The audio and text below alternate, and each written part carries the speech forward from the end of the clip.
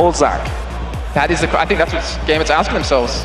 They're not even sure. I mean, we saw the bans come in very quickly over this first 2 games. They do take it away, so we will have Twisted Fate left open for Evil Geniuses, and it looks like they want to pick that up. Yeah, and that Fizz was banned out, which again, I said that before, like if you're going to leave the TF in there, you're going to leave the Fizz in there as well. I think Froggen's more deadly on Fizz than he is on Twisted Fate. And that's the thing, if they'd have kind of called their bluff on Fizz first, they'd be like, well, I can't go Twisted Fate now, can I? Just counted myself with that one. But obviously it leaves the Aatrox open, it leaves the Shen open for them here. And Gambit may secure 2, right now, very strong picks. And Darren, I mean, like we said before, his first game that he played where he didn't die was on a Shen. Obviously, we really didn't see much of that in the first game, but Shen just a strong champion. And also, you kind of match the global presence that Twisted Fate can put out. So if he ults somewhere on the map, follow that up with the Shen ult to counter that, and it pretty much makes it like a 3-on-3 fight when it previously was a 2-on-2. So Twisted Fate has obviously featured a lot in bans and picks. Like, he's up there in the 90% range in terms of the amount of games that he's been banned and picked. His win ratio is nowhere near the 90% range, though. Yeah, I remember it actually dropped really heavily. After the first, I think it was 4 weeks coming into the summer split, it was banned out every game. Yeah. And then it was starting to let through, and people forgot how to play him necessarily because of that. They were losing game after game after game, and only, I think, one of the few teams that still was able to play Twisted Fate really well is Lemon Dogs and I think Gambit. And Froggen, I mean, he's an amazing player, so I'm not going to doubt that he's been working on his Twisted Fate, but it's going to show here. I mean, he's going to have to come up big for his team. Another thing that I'm interested in is we are going to see Jarvan locked down for Snoopy, and I'm guessing his Thresh may stay as well for Crepo. What is Wicked going to bring to the table? What is Wicked going to play? Because the Zac is out of there, the Aatrox is gone, the Shen is gone.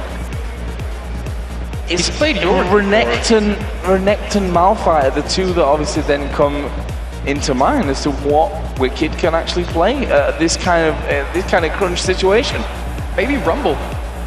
A Rumble, yeah. As well. I'm thinking back to the whole Jarvan Rumble ultimate combo that works really well with the Cataclysm coming down, and he's never had a bad Rumble. I mean, that was pretty much his 3, was that Rumble, Shen, and Malphite, and why not pick it up here? I mean, you can do really well in lane. You can be so strong in the team fights, and with EG right now, they're kind of working towards that.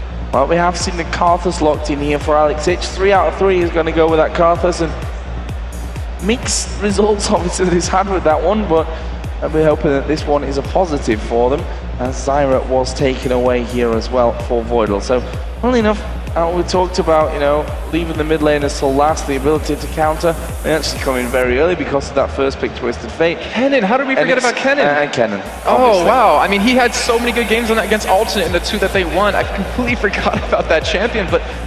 Yeah, now I feel silly because, you know, we look towards the Malphite, which, by the way, against Alternate was not very strong for them. The Kennen, though, he played in both games that they won in there, so... This is most likely going to be that Kennen coming out. Caitlyn for Yellow Peak, well, that's no surprise whatsoever. As we've already talked about in the earlier games, he's playing loads of Caitlyn and doing really well on it right now. On the other side, that Zyra coming out there. Will we see that Ashe coming in for Genja as well? That's what I want to know. I think it's going to be Ashe or Twitch. As far as, like I said before, it wasn't that strong, but I mean, the Varus actually might work out really well just because of the control with the Zyra ultimate, but the Ashe Initiate, you can never underestimate that. And you don't want EG engaging upon you with the whole Jarvan Cataclysm. Mix that in with Kennen's ultimate, and not even the box coming out of Crepo. Like, that means Yellow Pete's going to be very safe. That means Froggen's going to be very safe. We're going to be able to put out so much damage against Gambit. And if Alex's flash isn't up, you zone him from the fight completely. Well, it seems like Varus or Ashe is not quite on the mark for this one. It's going to be Misfortune locked in for Genja. Again, another champion which he's very familiar with. Start to really bring her back a little bit more over the past couple of weeks. Yeah, and I remember he played it so much in the spring split. He stopped playing it in summer, but when he finally did pick it up, he had some fantastic games on her. So it's not a bad move on his part, and I guarantee he's feeling very confident. And Misfortune, actually, yeah, it was in the Super Week in Week 9 that he came back from the boot camp. We saw his Misfortune where we used to previously see it farming off by herself, you know, not really participating in the team fights, to finally push up the lane, go to the team right away, and force these fights. So maybe we're going to see that come into play. And honestly, I wouldn't want to be either one of these teams with what's at stake still. No, it's times like this where you're glad for, you know, being able to watch this game without that pressure, because I don't want to know what they're feeling right now. All, as we said, a year's work gone into getting towards those Worlds Finals. They are the end goal every single season, and for one of these teams, both of which were at Worlds last year, EG obviously finishing third at CLGU back then, one of them is not going to be there. That's a huge deal. It really is, and it kind of shows like the new blood that's come into Europe. Lemon Dog surprising pretty much everyone, even us, at how dominating they were throughout the entire split. Well, minus the first couple of weeks, but I mean, yeah, if these old guard teams want to stay in here and stay the best, they have to keep working on everything. They can't let their skills slide at all. And right now, we're going to find our final team going into Worlds from Europe. Yeah, all down to this one last game. I expect a pretty passive start to things just because of that, just because of everything that's on the line. That we've seen 2 games that have not been close, if we're honest. A very stompy game for EG in game number 1, the same for Gambit then in game number 2. Hopefully that balances itself out, which means game 3 is going to be awesome.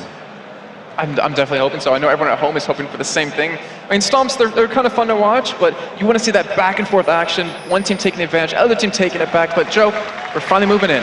Here we go then. Game number 3, Evil Geniuses versus Gambit.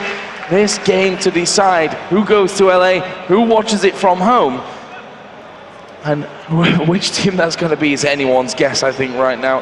After 2 very one-sided games, we come into this one to decide who is going. The fans definitely behind EG. Wait, are they seeing Gambit? I think so. Oh no, it's EG. Oh, okay. How could I be fooled by that one? This crowd has been behind EG the whole week. We shouldn't.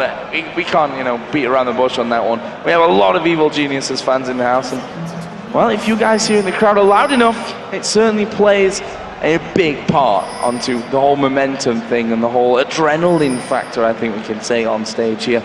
Level 1, I would be very, very, very surprised to see any kind of action. Yeah, I think you're definitely right on that one. You see just both teams lining up across middle. They don't want to lose the game off level 1. You don't want to look back and realize all your hard work throughout that year was gone off of just one fight, just off one misplay in the beginning of the game. And it looks like we will see lane swaps come in for Evil Geniuses. They're sending Yellow Pete and Krepo top lane, while Genja and Boyle are going to be bottom here against Wicked. And I think that's kind of Gambit expecting that and wanting to shut down Wicked, who's just done phenomenally well on this Kennen over these past couple of days. Yeah, it really has. And again, apologies to Wicked really for forgetting about his Kennen, because you know, we were thinking the Malphite Renekton roots, but his Kennen was sublime against Alternate. And my bad for missing that one out there, because he has been great so far with that champion. We'll see what he can bring to the table here today in our final match against Gambit. But these 2v1 lanes, while we're on that topic of the Kennen, who's going to have the better time of these? Well, Wicked obviously has the range. He has the ability to farm away from the turret. He also last hits under turret really well with that Doran's Blade, so he's going to be able to farm quite well. But Darren, he should have quite a huge amount of sustain with that Doran's shield, with his Q, which heals him if he hits that target. But as you see right now, because of the range difference that Yellow Pete has versus the range difference that Genja has, it's kind of giving away favor of EG. So let's see how that one all develops in there. Yellow Pete got off to a strong start in terms of the farm. Looking down some of these starting items here, Froggen actually going for the Boots 3 hot start here on that Twisted Fate. Yeah, he wants to be very aggressive against Alex. He wants to be able to hit those gold cards, and Alex has to be very careful. He's going to have to invest quite a bit into Wall of Pain multiple times if he doesn't want to be ganked. And remember, Snoopy, he made so many phenomenal ganks versus Alternate with this Jarvan. He needs to make plays like that happen yet again, and he's already setting up towards the bottom. Let's see if he can get into this one, sneaking in towards that brush head, leaving Kennen Jarvan versus Misfortune and Zyra, and, well, in the end, shows himself there with the flag toss coming out, and that should mean that Gambit don't have any troubles down on this bottom lane. But look at that already, a 10 CS lead coming out for Yellow Pete. That's strong early on, and it is, of course, very early, so that can really change around very quickly. It's Diamond coming down towards that bottom lane. Half health, but also the Bloodwell can be a little bit more aggressive with that Aatrox at lower health. Not to mention the damage he puts out just early on in the game. And you know, one thing EG did very smart is the fact that they did pull that lane swap in. And one thing that makes Shen so strong in these 1v2s is the fact that he can taunt you under tower, make you take a couple of hits, and you're going to have to flash away to get away from it. And when that's down, he does the same thing over again and can pick up kills. Not to mention, he's very hard to gank in a 3v1 with that taunt available. And that's why Stupi's really committing his time down towards his bottom lane. Froggen in this mid, having a bit of free time there as Carthus left out on that lane. Down in the bottom, Diamond has actually come through the brush onto the bottom side, and pretty sure he spotted him there as Crepo and Darian kind of face off on that top side of the map as well. But exactly as we thought here, a game which could probably see a very delayed first blood. I suppose could also get very explosive very quickly from on the same token from that one, when one team really sees an opportunity and puts everything in there to seize it. And I really want to know, if one team does get a big lead, are they going to do it tutorial style, taking down all those inhibitors, or are they going to be very aggressive and try to go for some big plays? And obviously with high risk comes high reward, and we're going to see as the game obviously does develop on. But, you know, Froggen on this Twisted Fate, when he hits at level 6, as well as Alex at level 6, that's where we're going to start to see how this game is going to go. Are they going to interact with these other lanes? Are they going to try to pull up ganks? And I think Froggen might try to gank bottom as his first real chance. Well, he's actually headed back home right now. Almost 40 CS under his belt, and will come back into the lane with 2 Doran's rings and an Ant Tome. So it's a decent amount of power early on for Froggen's Twisted Fate. Yeah, it looks like he's trying to rush that Sheen for some extra auto attack damage. And Diamond doing what he did earlier on, trying to counter jungle Stupi as much as possible, but Stupi's heading up towards him. They actually could potentially close out on him. The Dark Flight's going to get away, and Pete and Krepo doing a great job in this top lane, farming up quite a bit. And I believe they actually have some decent damage down onto that turret. Yeah, really nicely mobile, the Aatrox, to get away from any possible danger. Alex actually headed home here as well. Didn't quite hit level 6 before he went back. Froggen, though, has now got level 6. Without Alex in the lane, this could actually be dangerous. I think with these sword boots that Alex just picked up, he's looking to go for some ganks on the side, or not him ganking, but Diamond coming around into these lanes and ganking. But we do see Froggen already head up towards his top side. But remember what I said earlier, Shen is really hard to dive 3v1. If anything, I think he's just coming up here to take this turret down. And EG have got some experience diving to Shen in the 3v1 scenario, but it looks like they are going to go for it. Froggen there, got to get the stun up. He's actually tanking the turret there as he switches off to the minions. They're doing this one nicely. Darian down to below half HP, but they're taking too much damage. Here comes a Requiem. Is it going to be enough? Crepo going very low. Diamond actually going to go back from this one as he jumps in. Flay back, but first blood goes to Diamond.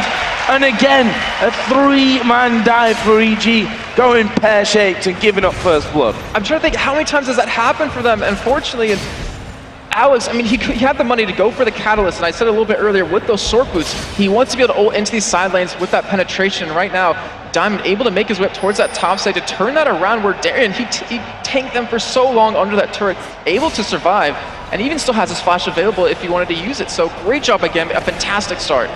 Yeah, and that's the start that Diamond has been looking for these, it seems like, in a lot of games recently. You know, he's talked about him being a little bit more quieter recently, not quite being the beast that we all remember Diamond for, but this time around, getting off to that good start is certainly going to help his play out a lot. So, he's got boots and that Doran's Blade in there. Other items coming down, Shen adding that Giant's Belt in there. Double Doran's Blade as well for Wicked's Kennen. And we do have lane swaps coming back in yet again, as we're going to see Yellow Pink Creeper head down towards bottom to go against Genja and Voidal. And with that not the Sunfire Cape, the Giant Spell that Diamond was able to pick up, that just makes it so hard for him to die in this lane. And Wicked, he invested into those double Doran's Blade to really provide some harass and make it a lot easier to last hit, but I'm not really sure he has the damage yet at all to really combo Darian down. So, if anything, I think Ichi's just going to leave him alone in this top lane. And there are the stats for Wicked as well. A lot of assists on those 2 wins versus Alternate. 19 assists with his 6 kills and 6 deaths coming in. And that's the kind of statistics that he's looking to reproduce here against Gambit. Froggen hasn't used his ultimate just yet, but he does have that Sheen now.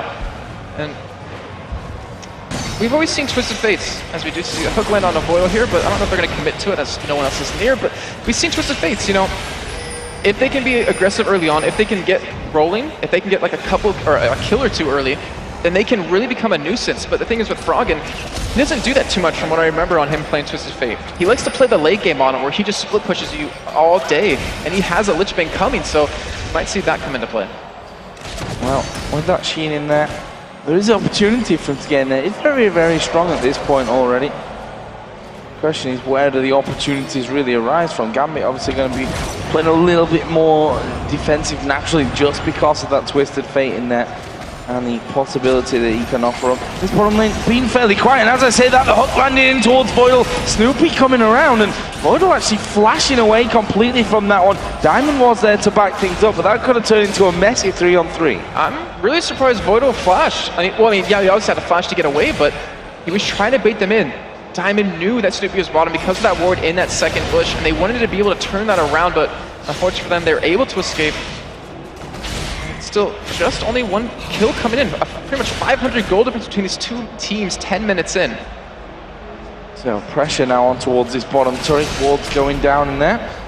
When Snoopy around, they know that going under the tower here could be very dangerous, as Genji actually going to get hooked. They're going to go for the fight. Here's a Requiem comes down. Stranglethorn's going to knock them up, and the bullet time goes through. That's two kills for nothing down in that bottom lane. We did see Shen die on the top side, and well, they picked up the kill there as well. I mean, that was just fantastic for Gambit. Yeah, you cannot forget about these ultimates, these global ultimates that they have. Alex is just sitting in middle lane, picking up these assists left and right, as we're going to see the replay come in, and Diamond just jumping straight into the back line with that Shen ult on top of him. And the thing was, look at Snoopy and Crepo. Because they got knocked up by Voidal, they could not drop the Cataclysm. Snoopy died, and it kept Froggen in there, so he was able to be picked up, and just what a picture-perfect dive out of Gambit right there. That went pretty much as wrong as it could have gone right there in that one. At 4-for-1 for Gambit, and look where they were spread over as well. And the thing is, it's not usually Gambit in this game so far that's really made the aggression. It's EG that's been kind of going for the aggression, at least with the first blood, and Gambit taking a complete advantage of that. And with what they've been able to build up, I mean, they have assists across the board on everyone. They have kills across the board except onto Alex, who's been able to get those 4 assists, and able to sit middle and just keep farming as much as possible. And EG want to be able to have hopes of taking this win, taking a chance at going into World Final, or into the Worlds. They need to pull something back here very soon. Well, pressure coming down into that bottom lane by EG. Alex Hitchens has come back towards mid to alleviate any push on that side of things. Got his Catalyst now, the Sorcerer Shoes from earlier on, and that tier already stacking up. On the other side, Lichbane coming close to completion here for Froggen. It's where it becomes very dangerous, and also, no real surprise, Wicked headed up towards that Sonya's Hourglass as early as he possibly can. Already got the Seeker's Arm Guard in. But even considering that he wasn't a 1v2, he's still doing relatively well. He's sitting at 65 CS as Froggen up towards his top side, and they already have that turret down. They want to kind of gank Darien when he overextends, when he overcommits, and they're not really able to just yet, as Snoopy's still sticking around bottom, but I believe he was spotted by that plant, so he's going to have to be back, or he's going to have to back out. And considering how well he did against Alternate, he's been shut down so well by Gambit this game. Certainly has, and probably needs to step things up. Honestly, this is the kind of game where everyone needs to hit a certain level. So far it's Gambit with that brilliantly executed push and dive on that bottom turret that come out front 4-1 winners in kills. They're almost 2,000 gold ahead as well, which, considering it's been a slow start, a slow 12 minutes here at the start of this one, that is a big amount of gold. And the thing is, they got kills bottom, you know, as we just saw earlier on, and they took Dragon right after that. So they get kills, they take objectives, and that's what makes a good team really great, your ability to do that. And Froggen still has yet to ultimate during this game. Looks like he might be heading down bottom though, because he's kind of prepared for it, he's kind of moving towards it. And with Snoopy down there, that could be exactly what they need to really turn this game around. Yeah, Snoopy just waiting off in the wings. Wondering if he can actually get something going. There we go. Lancing Gang coming down. The flash came out as well there from Crepo. They're going out towards Genja. Is he going to be able to escape this one? Froggen's coming down. Yellow P picks up the 1 kill. Voidal now, he's going to fall as well. It's a double kill for Yellow P. And that is exactly what they needed to get back in this. Yellow P getting the 2 kills onto him, particularly as we've seen him be able to carry games earlier on in these playoffs with that Caitlyn alone. That's fantastic play to them. We're going to catch a little bit of replay of that. And Crepo, that flash play, wow, out of him was phenomenal. We just see a fight breaking out. Chasing him down. Barrier comes out there. Darien not done. He's going to flash into this one. Puts the Ignite down. They might get 2.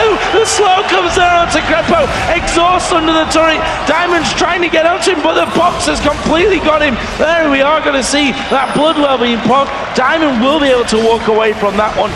Gambit turn around another 2 kills.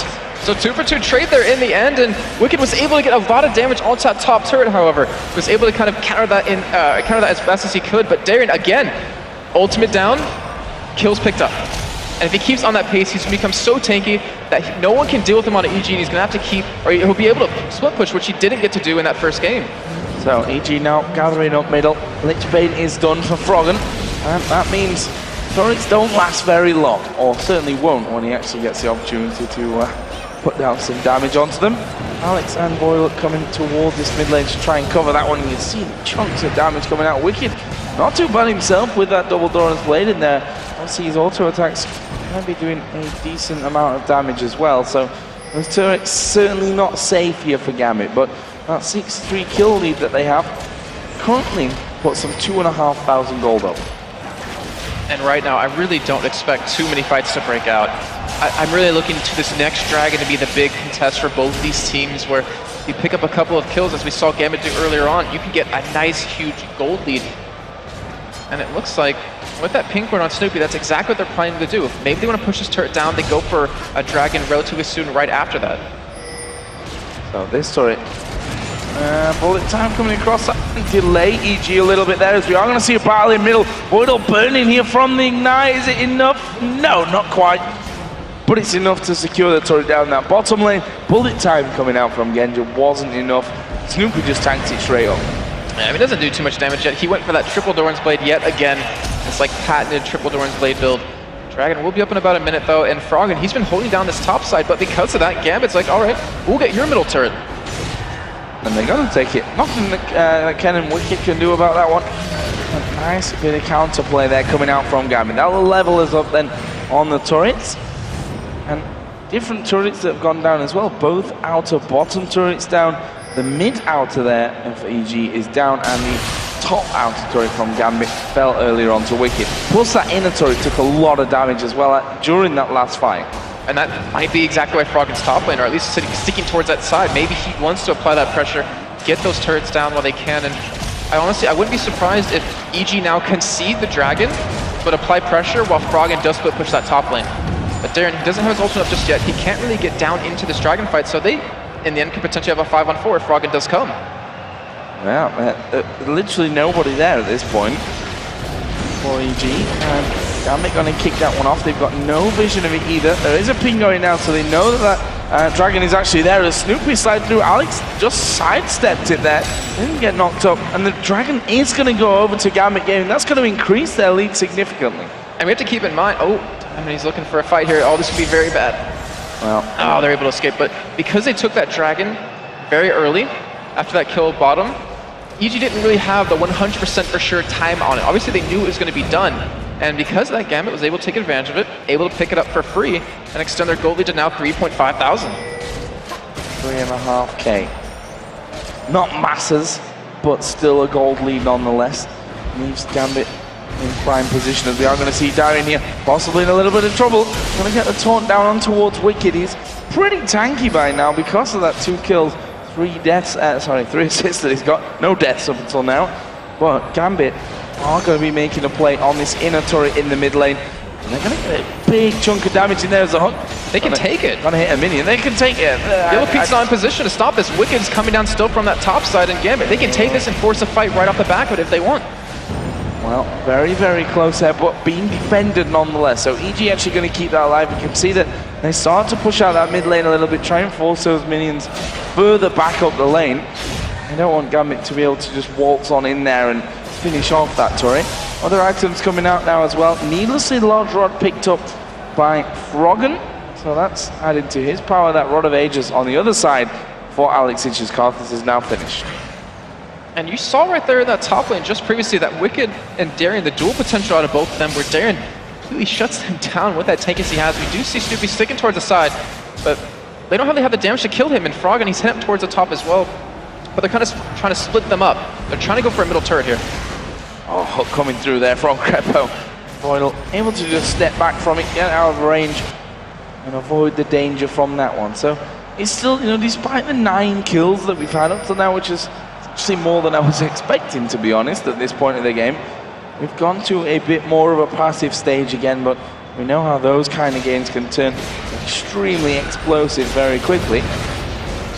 Now, Diamond and Gambit are all grouped up in this mid lane. There are 4 of them there. Shen, of course, doesn't really need to be there. He can just join in later on with that Stan United. And with that middle turret so low, that's obviously a very big lure for Gambit right now. That's a juicy target for them. Yeah, and you mentioned earlier about the strength of taking down that middle turret. You see the pressure it's been able to apply to EG right now because with Gambit just grouped up middle, they force all of EG to sit middle and defend against it with the turret already very low, and that allows Darien to split push right now. He's already doing some damage onto that top turret. He's getting even tankier, even more farm, and EG, I mean, with Yellow Pete trying to split push every once in a while just to try to catch up, he's not really able to pick up as many items as he'd like to. So Frogner just pushed him away from that one, but at the end of the day, it's the Shen.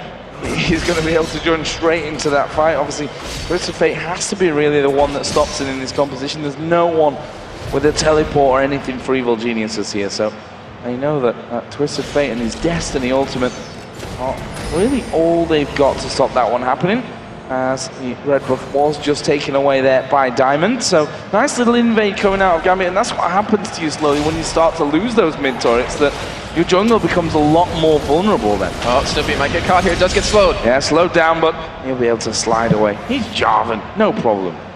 Yeah, and I mean, we've always talked about Gambit being very aggressive, doing a lot of counter jungling. They're showing their strength right now. They have that middle turret down, and they're trying to take away everything possible. They're taking away the red, they're taking away as many camps, and they're still trying to, I say, catch up in their top lane and their AD carry in terms of CS, but with all these assistant kills under their belts, they've been able to surpass them here. Alex, with that blue, they have great siege potential, great wave clear. So we talk about Shen and, you know, his split push potential, but despite the fact that Darien has spent so much time up there, he's actually behind in CS, and if you look at that lane, just from the minimap, you see that he's, at this point, not been that effective in what he's trying to do. Well, look what you have on EG's side. I mean, you have Wicked who can wave clear extremely quickly. Froggen can do the same.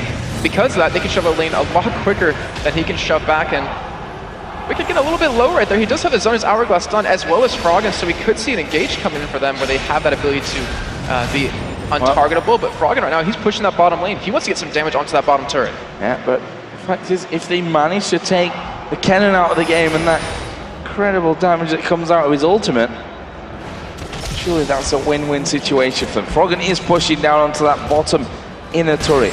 Middle inner turret has already gone down. We can see the hook landing there on towards Gambit, but that Bloodwell, not really the target that EG are looking for.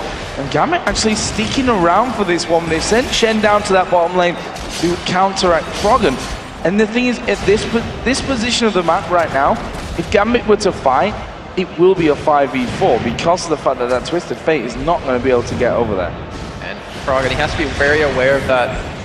Gambit, I mean, they could get engaged upon, but you don't, just like I said, you don't want to fight when you know it's going to be a 4-on-5 for you. It's not going to be an advantageous fight, and they're able to push Gambit away as Gambit going to take away the blue, so they're already able to take away the red previously. Now they're taking away the blue, so now Froggen won't even have the ability to pick that one up.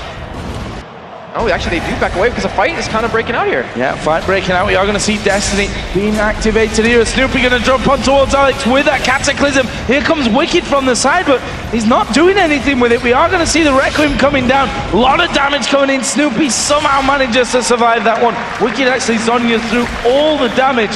And that will actually end with a 1-for-0 for EG. Well, that's exactly what they need to do to kind of catch back up. Darien didn't even bother ulting on Voidal either to save his life, which I think he would have been able to.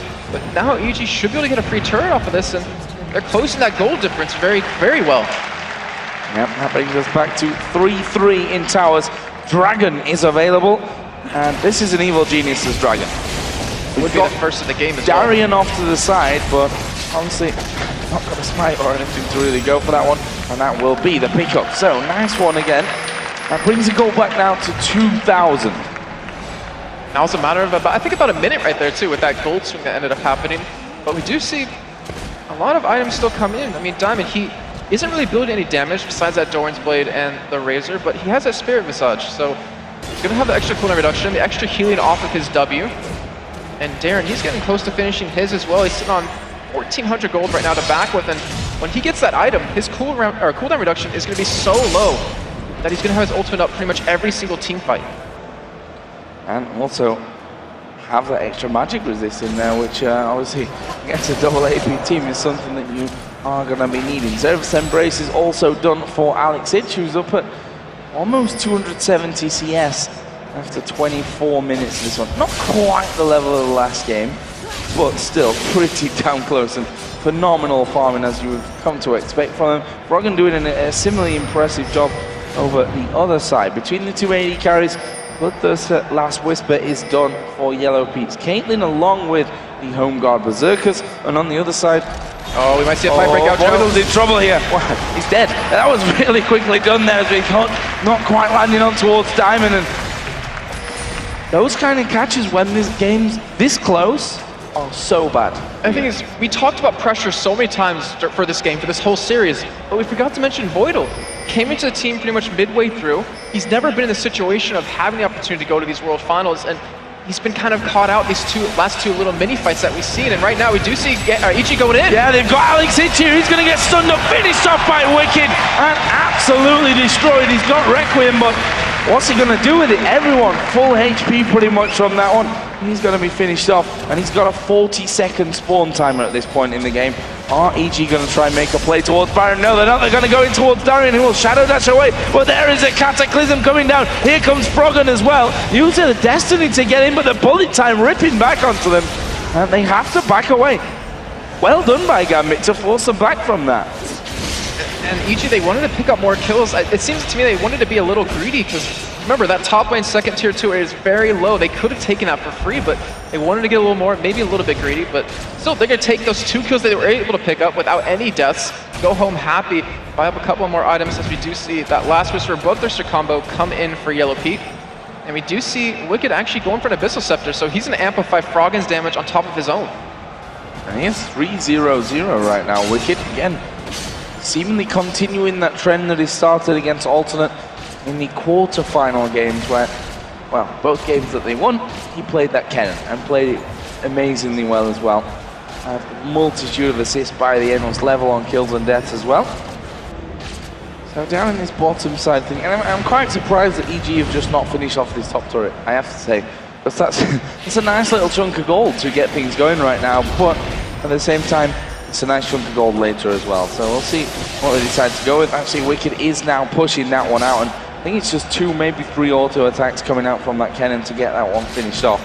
Gambit still holding on to this one. I say holding on, they've obviously got the lead. It's 1,500 gold that they're actually holding on to right now, but these fights have been so very close. Remember, they had a 5,000 gold lead, I believe it was, or 3,000 gold lead at 16 minutes in, so over these past 10 minutes, it's only shrunken. EG's been able to close the gap a little bit, and it seems like both teams being very hesitant. We do see EG gripped up his 5, though, and Darren's still split pushing right now. 187 CS, so we talked about him, even though he was able to split push, not being able to catch up to Wicked in CS, he's been able to do it, able to surpass him here.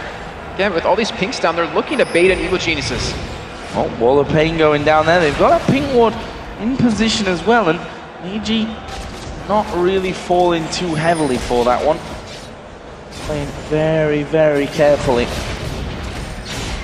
We can almost forget what happened in the last 2 games because they were both very one-sided, and well, they don't matter technically at this point anymore because it all comes down to this one, which currently tied on turrets, tied on kills.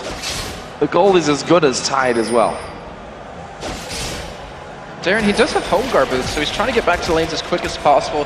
So maybe expecting him to do like a home guard teleport in and maybe go for a nice shadow dash across multiple targets, but just going back to farming, able to pick up another giant spell.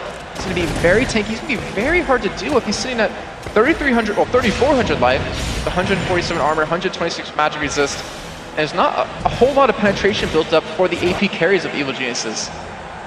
And you see how slowly this game is building up there. Snoopy able to take his hands off his mouse and keyboard and just have a good drink there as he talks to the rest of his teammates through things. And he is moving a little bit slower, but what would we really expect from a game of this caliber? And traditionally, Gambit versus EG games have been a little bit slower, have been more drawn out as well. We have seen games that have lasted over an hour between these 2 teams in the past. And it really wouldn't shock me if we were to have that here again today. We do see a lot of farm, though, funneled into those mid laners, which you would honestly expect with Froggen and Alex. 321 CS to 315. The AD carry is kind of trailing behind, but that's, I guess, due to Froggen. He's trying to push up the waves as much as possible. Alex is trying to do the same here, but it looks like they're going to have a death cap coming in for Alex, and this might be the time for Gambit to fight. They have a lot of good items. They could probably force something here relatively soon, and Froggen, he might get caught by Darren here. We do have Voidal coming down from middle. This could be very bad. So, Froggen, what's he going to do? Puts a stun card down on towards Darien. Grasping Root's actually missing. Going to use his Zhonya's here, and that's going to avoid him all the damage there on the knockup from those Stranglethorns. And now Darien finds himself in trouble. He's going to go low. Surely going to be finished off. Gets a slow. Wild card's missing, but that won't matter. They're going to get the kill there. Wicked noticing Gambit coming in from the top. Diamond going a little bit too deep. Gets his Bloodwell pump. Can they hold him down? A nice bullet time will actually force EG to back away from that. In the end, it's just a 1 for 0 for EG. Oh, Wicked coming up very big for his team right there. He's zoned out the rest of Gambit, who are flanking in from behind them, making it so they could kill Darren without any worries. And that bullet time and then the threat of that Karthus ultimate coming in was enough to dissuade EG from continuing to fight. But Dragon hasn't been started right now. Froggen's middle. And if Gambit's not careful, they can lose a lot more. Oh, the hook from Krepo very close to grabbing Diamond. Froggen waiting off towards the side. He's going to take the Lantern into the team. Dragon still underway here. Gambit not going to give this one up. Yellow Pete got rooted down there, and EG decide against the Dragon. They start to back up. Alex is just going to flash in there. He's going to have Shen coming down as well. Wicked decides to use the Zhonya's. They dive straight on top of him, but the Lantern brings him back to safety. The playback, but here comes Requiem. There's a shutdown. Krepo going very, very low. Already, EG losing one man. There's the ace in the hole, and all of a sudden, Gambit are falling low as well. Krepo flashes in there, able to pick up the kills, but look at Alex. Triple kill for him on Karthus, and that will be 3 for 1 in the end. Froggen is now trying to run away desperately. But what a play out of Gambit once again, Jason. The flash in from Alex with the Stan United coming down, setting up the play. Well, we're going to look at it again here. Just like you said, that flash over the wall with that Shen Stan United. Wicked kind of gets out of position a little bit. He does obviously get saved right there, but the Karthus ultimate coming in, they, I guess, didn't really count for that one. The thing was, Genji, he came into the fight a little bit late, and yet they were able to survive long enough to turn this one around, and Froggen, he ended up ulting out of there in the nick of time as Krepo's and flashing and killing Diamond, who kind of actually got flayed out of his jump right there. I didn't even notice that the first time, but a fantastic job by Gambit. 3 kills going over to Alex. That only made him more of a threat, and look at his items that he has, Joe. That is crazy. 9 to 8 in kills. Less than 3,000 gold still separating these two teams. We've already passed the half-an-hour mark, and we've seen that both of them willing to fight with this one. Gambit in particular there, with Alex making that split-second decision to really jump over the top. And we've seen so many teams utilizing this Shen to set up that 2-man kill team. Obviously, NIP is one of the other teams that really come to mind with that. Also, the yellow submarine thing that we kept talking about, which EG did use in the Super Week. That whole Twitch stealth, you don't even see Shen coming in. Then again, flashing over a wall like that, you don't really see him coming in either. So, and now Darien, who ended up dying right there, looks like he's building towards a Warmog, so he wants to get even tankier for his team. And EG, they're kind of setting up towards Baron. Are they trying to bait in a fight here? Well, they're going to clear out wards. Darien is once again waiting for Froggen. This time decides, you know what, I'm going to put down a ward just in case Darien is camping me once again. Fortune shining there for Froggen. He's going to actually pick that one up. Staying alive, all good. I think EG's definitely trying to draw the rest of Gambit over towards this Baron right now, but Froggen has been able to get a nice power spike with that death cap, so can't do a lot of damage to Darien. As you've seen right there, he's just regenerating it all up, but he can still apply pressure to these lanes. He can still do insane damage to these turrets if he has the ability to go for it. EG kind of looking a little flustered on what their next move's going to be. I feel like I'm almost playing the parrot role here as well, about talking about how important this game is and the reason why it's obviously a lot slower than we'd probably expect. I say that in a light way with the EG Gambit game, after all. We're used to them lasting quite a long time, but this one in particular is everything. It's the entire year for both of these teams. You lose this one and, well, you can call your time wasted almost. That's why we're seeing so much hesitation come out from both these teams. It seems like they've gone back to their roots where You know, Froggen, you split push while the rest of us stays group. Same with Gambit. Have Darien split push out. Make sure he had an easy laning phase so he can survive and do the exact same. But right now, it's just they're butting heads in this bottom lane. No one's really getting further in a situation. If the split push, this Froggen can wave clear a lot faster. But he's backing out. Looks like he's going to buy here. And EG, could they be looking for an engage? I think we're going to be waiting until everyone's got 6 items at this point. But rightly so. Can't begrudge these guys of being ultra careful about how they're going about this one. So let's have a look down the items here, and that'll get us through some of this time where both teams are weighing things up. As look at the top laners: Ken, Zhonya's Hourglass, Abyssal Scepter, those Sorcerer's Shoes, plus his Doran's Blades from the very start of the game. On the other side, tanky as hell Shen with a Warmog's Spirit Visage and a Sunfire Cape in there. That is a very tanky Shen, as we are going to see them going in here. Diamond actually focusing down Crepo, and he's caught out here. EG are going to give him up. They're going to sacrifice him for this one. Well, that leads them to a 5 versus 4. How are they going to react to this? Froggen is up in the top lane. That turret has been very low for a long time as Diamond fails his jump over the wall there, but they're going to kick off the Baron. The turret on that top side goes down. Either way, this is a 5v4. We do have Froggen teleporting in, going for Genja here as the Ace in the Hole comes out, but they're trying to delay as much as possible, and they're in a perfect position for Wicked to get an ultimate off here.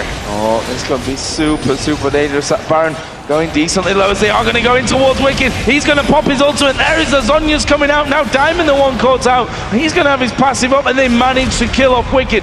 Can they get any more? Snoopy Cataclysm, but with Alex Hitch, that's surely going to be the death of him. The taunt comes over. Here comes the Requiem. It's a double kill coming down. Actually, not quite, because Darien stole the one onto Jarvan in the end. But that is enough here. Gambit have done enough to secure themselves a Baron. Look at Froggen on the top side. He is going to keep pushing here and try and get something out of this for EG. He's actually stopping the push right there. He could have kept going, but obviously didn't know where anyone was on the other team. And he's just going to back out. And fantastic job by Gambit to just turn around, go for the straight fight. Don't bother trying to finish off that Baron. You're going to watch it one more time. As Wicked, he gets blown up. He gets caught. He needs to be into the back where Alex is to lock him down, as Alex just walked away completely. Froggen even committed towards Genja right there. And I think Snoopy might have been able to save him if he just hit Diamond one more time or two, but honestly, that's hindsight. And they just fall off one by one, and they forget about the Alex Hitch ultimate. That thing is so deadly when he's sitting on these items. He's right now at 704 ability power. That stings. I think that does more than sting. Requiem's painful right now. That's what we learned from those stats. And he puts Alex up to 5-1-7. Darien, who looks like a different man playing Shen this time around. Obviously, in game number 1, he played Shen. Seemed a little bit out of position. He played did the typical Darien thing of him falling behind and then getting caught out even more to almost make matters worse. But this time around, farmed brilliantly, split push brilliantly, stopped the split pushes to a decent level as well. Obviously, top lane did get knocked down in the end, but he's incredibly tanky, and I can't see how they're going to get through this one. We saw Wicked there. Pretty much it was Diamond that took him out of the fight, and Diamond will take that fight because he's, with that Bloodwell, got that built-in Guardian Angel almost that means that he can afford to die that one time. And Wicked is unfortunately, I think that's the second time he's kind of been in a bad position for that fight. He's actually pushing that top lane all alone. No one on Gambit's really there to defend against it, and he's actually going to end up meeting the brick wall that is Darien, who has another Giant's Belt. For good measure, of course, why not? There's another Dragon as well for Gambit. So let's take stock of the situation. 13-8 in kills, 4-3 in turrets to Evil Geniuses. But look at that gold now. 6,000 is the difference. We've seen it approaching that level a little bit earlier on. Then it was brought back somewhat with EG, who managed to farm themselves back into the game. But after that last bunch of kills, plus the Baron, plus the Dragon, it's looking good for Gambit here, but certainly not over. If there's any team that can stall out games, it's EG. And pretty much the ball's in Gambit's court where they want to go. They have that 6,000 gold lead, like you said, but they also have pretty much 8,000 gold worth of statistics added on from that Baron. And you even see 2 GAs coming in for Gambit. They're confident enough in their damage. They just want to be able to survive what EG can put out. And right now, Wicked's not in position. Neither is Froggen, right? And they could take potentially this inhibitor turret. So you've got to kill Diamond 3 times for him to actually die right now, which is just a massive pain in itself. Froggen is going to bring a turret back in this bottom lane, but Gambit reacting to it perfectly. They're just going straight through. They're going to have an inhibitor away from this, which means those super minions going to start streaming down. Froggen actually starts to back off as Gambit do leave that EG base. But are they going to let him come back from it? We did see Darian already getting in there, so he's going to stop those minions pushing any further. And this is an opportunity for Gambit to take out the entire jungle again. That is really straining Evil Geniuses. I mean, we're starting to get to the point where Gambit has almost one full item ahead of their opponent in the respective lanes. And EG's still sticking to their cards. They're still sticking to trying to split push as much as possible. Froggen, I think without that DFG, it doesn't really have the burst to kill, obviously not kill Darien, but to even one-shot anyone right now, as Alex does have that Ceres Embrace. That actually might be his next big pickup, and maybe that's what they're stalling for. Make sure he can have that item so they can burst someone down, get him out of the fight right away, and then mitigate all the damage that would come in off the back of that, and then survive, hopefully, the ultimate coming out of Alex. So waves just being cleared up once again. We can see that Gambit are starting to gather somewhat onto this top side. Alex wants to steal himself a blue buff away, and will have the pleasure of doing so. And they're going to go towards this top lane where finally the outer turret is actually going to go down. Froggen is still pushing though here.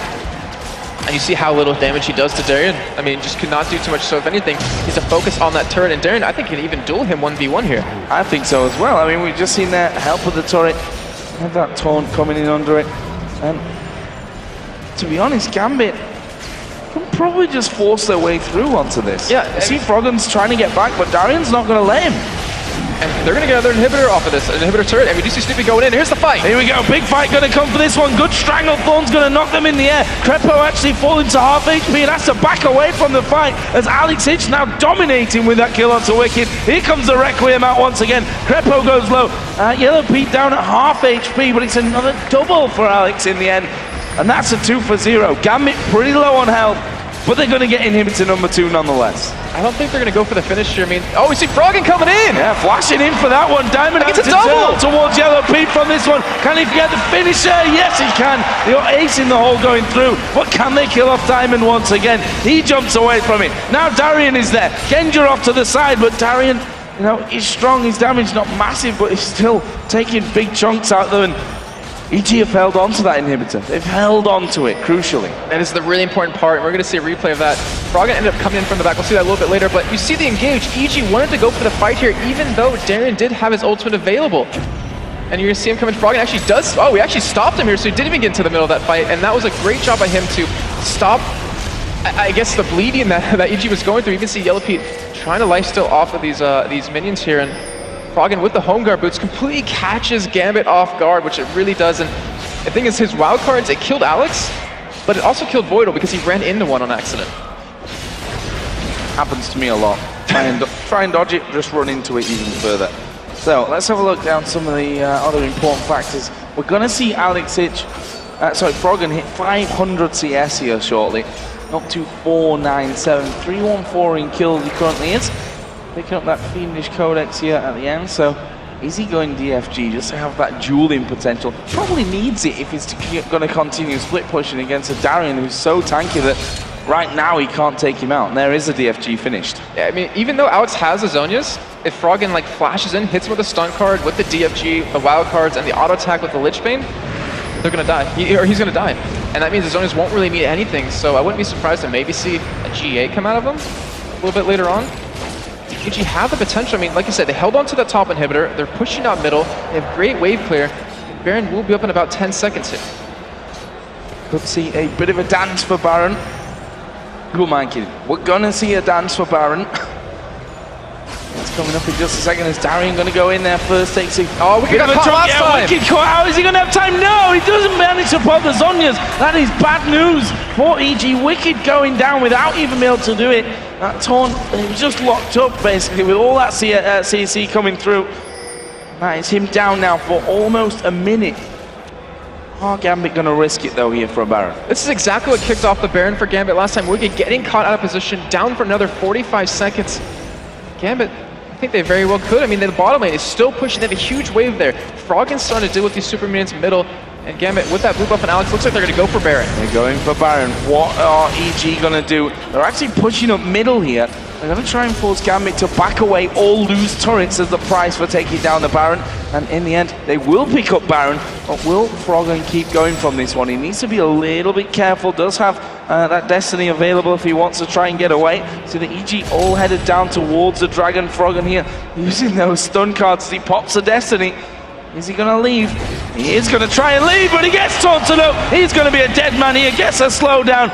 Pops his onions as well, but it's just a matter of time as he comes up. Diamond slams down the sword, and that is another kill. Plus the Dragon coming out now for Gambit. I was trying to check if that was actually a blind taunt coming out of Dana there, because it almost looked like it, but what a fantastic play out of him. And now, 2 inhibitors naked for Gambit to take. This is a very crazy point in the game where EG, they're going to have to fight to save something here.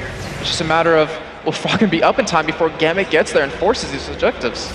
Well, Diamond is going to be pushing that mid lane out. The rest of the team pretty much here in this bottom side of things. And look how fast that turret goes down. Alex actually going to get hooked into this one. We're going to see Shen get involved. Stranglethorns go down as well. Alex falling low. He will use his onions. There's the bullet time, which doesn't do what they would have wanted there in the end. But Darian forcing in there towards the back. Snoopy goes low. There is a Requiem to finish off one. And Gambit with that going to take the inhib. They're going to try and finish.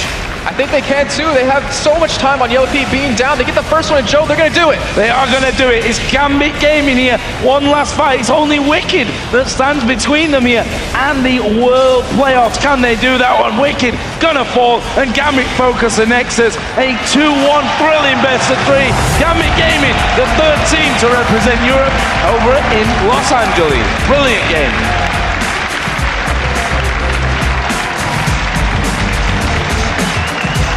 For them to come back being down 1 game in this series with how hard they got stomped in the first one, stomping the second game, coming out huge in this game.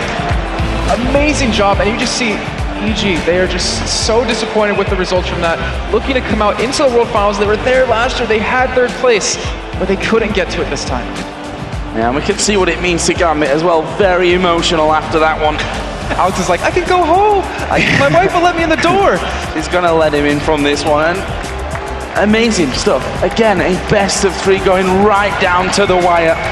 A chance to represent his organization, his friends, his family, his fans, their country as well here. A brilliant scene to behold as Gambit, 3rd team going through right down to the wire, and EG putting up a very, very big fight in that one, but in the end it's not enough, and they're the team that have to watch from the sidelines this year. But they can still hold their heads high for at least one thing. They know they're in Season 4. There was always the opportunity for them to drop out of it. They will have that to look forward to next year. They'll have a lot of time to practice to get to that point. But now, Joe, we finally have our 3 European representatives going to Worlds.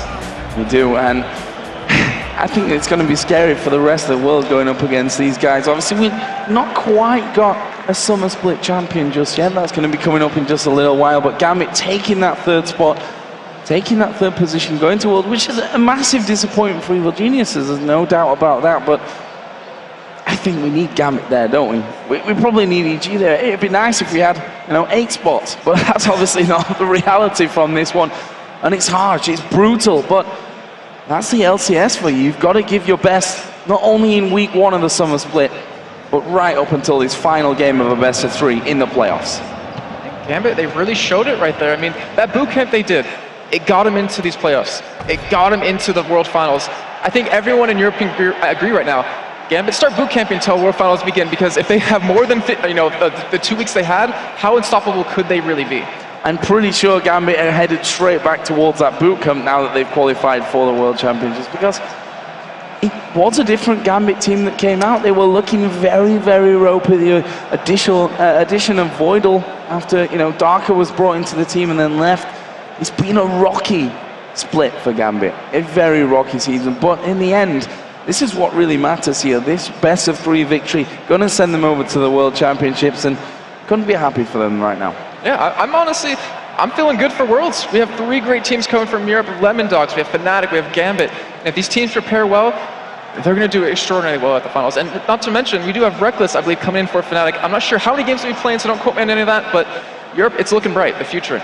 Well, we're going to see if Fnatic can obviously claim a 2nd split in a row as they take on the Lemon Dogs a little bit later on. But for now, we're heading over to Kobe and Quickshot to break down all the best moments from Gambit's brilliant Game 3 victory. Thank you very much, Joe, and congratulations to Gambit. A very hard-fought win in that third and final game. Yeah. They kept a lead for most of it. They were just a little bit ahead of Evil Geniuses at basically all stages of the game. Starting right from the very, very beginning, we seen a 2 versus 3 as EG were trying to deal with the duo lane of Gambit, and it actually almost backfired and didn't really work out the way EG was hoping. Yeah, so there were a couple things that EG got off on the wrong foot with. One of them was the 2 versus 1 lane swaps here, and EG did see Darien up top before minions had spawned. The 2 versus 3 thing that happened bottom because Snoopy went to help Wicked lane really didn't turn out in their favor because Genja was doing his normal thing of freezing the lane, and Wicked got behind in experience early, and so did Snoopy. He was very low farm for the first half of this game and wasn't able to have a very big impact with that Jarvan roaming around. He got mobility boots to try and make up for it and get into position for more ganks, but he couldn't make the plays here. And the early plays were made by the globals of Gambit. That was really why Crepo before the games was talking about strategy's going to revolve around the globals. Before we actually even talk about the globals, there was also some decision making from EG that also really backfired. They tried that 3v1 dive on the top lane on Shen. Yeah. It didn't work out for them. They were caught out a number of times during the mid game and just not really seeming to be entirely on the same page. So that's part of the globals thing is Froggen was first picking the TF, but he failed that dive top. That was a walking dive. He just went up there. They tried to dive Shen, couldn't pull it off in time, and the Requiem again from Alex on his Karthus, the globals, they were able to finish off Crepo there. And then when he did use his Destiny on TF, soon after that, to go down bottom, also not successful once again. So. Well, that is actually going to be the first replay of the game. So let's pull that replay up onto your screen. And it was a massive, massive fight down in this bottom lane on the tower. And basically everybody came to join in on this one. Talk me through what happened, Kobe. Okay, so this is going to be both the Requiem back up now and Darien going to be using his Stand United. Gambit have a very strong dive comp specifically for the bottom lane because both their top and mid lanes can add to this fight, whereas their jungle comes in with the revive passive in Aatrox. He's going to start it off. So let's roll this clip, and we'll see Diamond not hesitate to jump right in here on EG. There's a good hook onto Genja, and watch how they focus, but the flash from Genja, immediately as soon as Snoopy jumps into the air, Genja flashes out of that Cataclysm and starts to channel the bullet time, adding that huge zone of damage over the entire turret. Too many factors here from Gambit coming in the bottom lane. The game was still very, very close for the next very long period of time, and there was a couple of pretty big game-changing moments. One of them was a team fight in and around the Baron pit, and initially it kind of looked pretty good for EG. They got a pick, they peeled away, but then Alex just man modes up and he flashes over the wall. It's going to take us to our second replay. Oh, so that's Dragon Pit. Dragon Pit. Yeah, so did I say Baron? My bad. Let's pull up the replay on your screen as we're talking about, and this is just Alex just really turning the tides of this battle. Now, this game, the mid game, was all about picks for really both sides here. There were a lot on each team, and that was actually why this game was so close in the middle.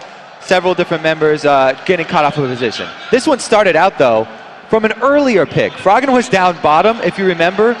Darien tried to collapse on him. They thought they had Froggen in a bad spot, but he Zanya's and bought himself enough time that the EG team turned it around and killed Darien. That's why Darien's dead right now. But he's Shen, and he has Stand United.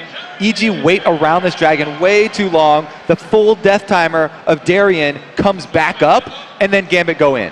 All right, let's roll this clip, and we'll see Alex. This is the Alex man mode flash you're talking about. They prep this aggression with the Shen Stand United. He's able to get right where Karthus wants to be, in the middle of the team, to split them to two sides of this block of bottom lane, and that means EG cannot escape, because Froggen and Yellow Pete are cut off from the rest. That spurs the whole team to go in, try and make the best of a bad situation here, and though Crepo is able to get in with that last flash play to pick up one kill, that's not nearly enough for EG. That also meant a dragon for Gambit. So Gambit Gaming secured that third and final spot from Europe at the World Championships, the World Playoffs next month. And it was hard fought. We've seen game one go one way, game two go the other, but at the end of the day, Gambit, they made it count when they needed to. The reactions after this game, this is why we were talking about this matchup so much yesterday. You can tell how much emotion is going through both of the teams here. Crying on both sides, winners and losers. The one thing I do have to call out is the fact that both teams shaking hands, hugging it out towards the end there. And you know Evil Geniuses, they're going to go back to the drawing board. They'll bounce back from this one. Fortunately, they're not going to be at the playoffs. Guys, we do need to take another short break, but when we return, Shocks will be joined on stage by the World Championship bound